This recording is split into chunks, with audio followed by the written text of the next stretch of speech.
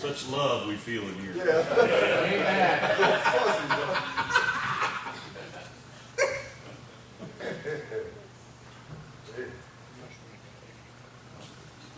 What can you say after that?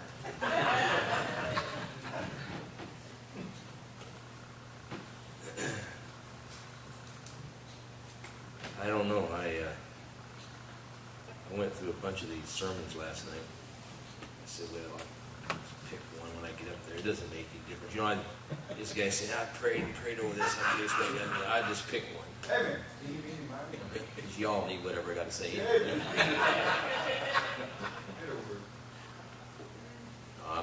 I try to, I try to be spiritual. Ask my wife.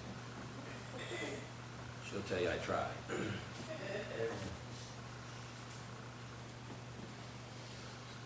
Brother Danny. Dr. Danny, yeah. They call me doctor. I said I shot my nurse. I don't qualify anymore. 1 Samuel, you've been here so many times that you can memorize. You probably quote chapter 17. I was once looking at Jim Waite's Bible, chapter 17 of 1 Samuel, and there was 50 points. 50.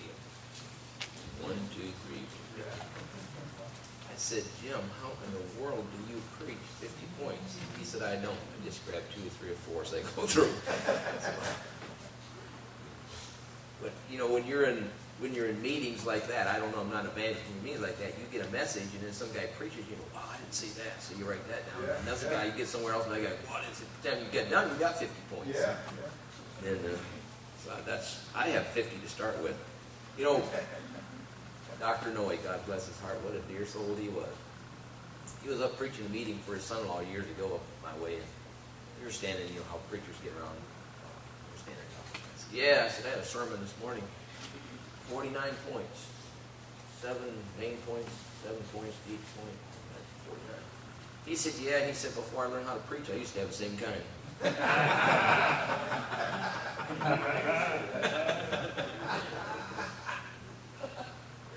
That's some wisdom I stuck back here. I'm so now, I tell you, I'm so now that I don't even know, sometimes I'm kind of Lester Roloff style. I don't necessarily have an outline, just get a bunch of things to say. Yes, I don't mean that in, manner. But sometimes you just better let God do the preaching and you just do the word. Sometimes we get so fed up, well, I got a bunch of stuff thinking. You don't have nothing. All right, 1 Samuel 17, Bob, you didn't tell me any time here. What, I got 15 minutes? Okay. Try to get you out by lunch. I love it in my church, especially when I got visitors. I say, this isn't a long one today. I only got 17 points. It's just to watch people go. Church am I in? 17 points. I've heard some stuff this morning about soldiering. And I've been serving as a chaplain for the joint services down in Lansing. They call it MEPCOM, where all the inductees go in. I've been serving down there for 5 years. So I've been working among soldiers and people for 5 years. They're a unique class of people. And right now they're a bunch of disappointed people. So I kind of stay around the military thing. I like it. Friday, I'm going to Grand Rapids. The Naval Recruiting Depot's commander met him twice. His name's Borgdorf. Wow. But I met him twice, and he appreciates chaplains, and he invited me to his retirement, which is quite an honor. So I'm going down there. I don't even know why, but I'm going down there. I guess the Lord knows why. And I've got another retirement thing in June.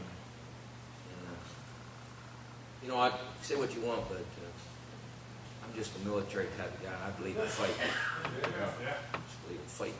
Amen. don't understand that. Women don't like guys. Men love it. Yeah. Amen. After the Second World War, a lot of those guys were disappointed because the Japanese signed, because they wanted to kill something. Yeah. And men go to war to fight. They don't go to war to make peace. They go to war to fight. Yeah. And that's the way the Lord made us. He made us men Yeah. to fight. He made you women to stay home and make bandages. Get a little old prissy girl over there on a Humvee with a 50 cal, get her off of there. All right. Put her in the nursery. Verse 8 and 17, I know the ERA, there was a time, Brother Bob, in our churches we could talk like that, and the women would say, and then now they get mad at you because they're ERA, in your church. All right. If they are in my church, they're a closet ERA. I'm not going to read all this chapter to you, okay, because there's a lot to read here, but I want to point out some verses. And I do want to say this is a sermon I believe that the Lord gave me on this thing here. When I do this is back, some of these sermons I preach, we have a Veterans Day service. Last year I had our first sergeant came in. My first sergeant and her husband got saved last year at our church. I can't say that they're doing real great, but then again, it's not my business to say what they're doing, but she sure appreciates me. I didn't get to say, she didn't get to say goodbye to me the day I left. I got up Wednesday morning, my phone rang, 7:30 or 8:30, and the world's calling me. It says on there, government, Michigan. Oh, must be. Obviously, the governor wants some advice. He's calling me. Grandma's calling me for some advice. And I picked up his first sergeant. She said, Chaplain, she said, I'm sorry that I didn't get to say goodbye to you yesterday. She said, I really appreciate you. I just want you to know I appreciate you. And I pray for your service people. They're getting a lot of pressure on them. A lot of pressure on them. We live in an age where we believe you have to know 3 forms of karate, lift weights, and have muscles like Sylvester Stallone in order to be brave. I don't have a whole lot of use for Sylvester Stallone. When it came his turn during Vietnam, he went to Canada. That'll help you understand First Blood. Being trained as a killing Vietnam, just to cover up for what we call the American chicken. Yeah. You'll find I'm pretty militant. All my blood runs red. And I don't have any use for, and I don't mean this unkindly, okay, in case you're here today. It's like I have a preacher friend of mine in Canada, and that's what he ran. And he told me, he said, I suppose you hate me. I said, no, I don't hate you. I don't prove what you did. I said, I don't hate you.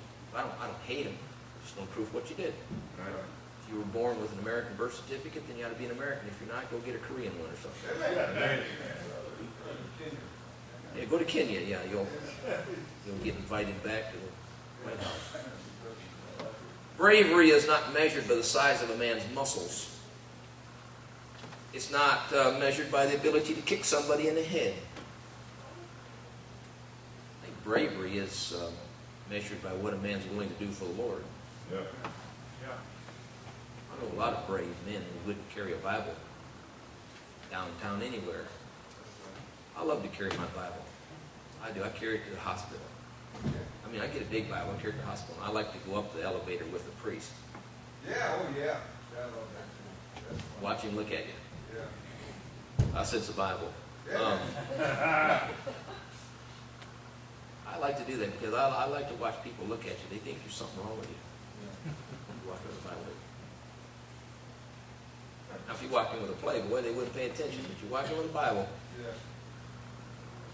You have to admit that Joseph was brave. You have to admit that the 3 Hebrew children were brave. Yeah. Probably way ahead of the average independent Baptist. Yeah. Oh yeah. You have to admit that Daniel was brave. And you have to admit, despite whatever your feelings are about Queen Esther, I'm going to write a book. I've got it all done. I just got to get it some money now. I'm going to borrow something from Mark. He's got get it printed. But I really take these idiots to task. They think she was an immoral person. They think Mordecai on what they did was wrong.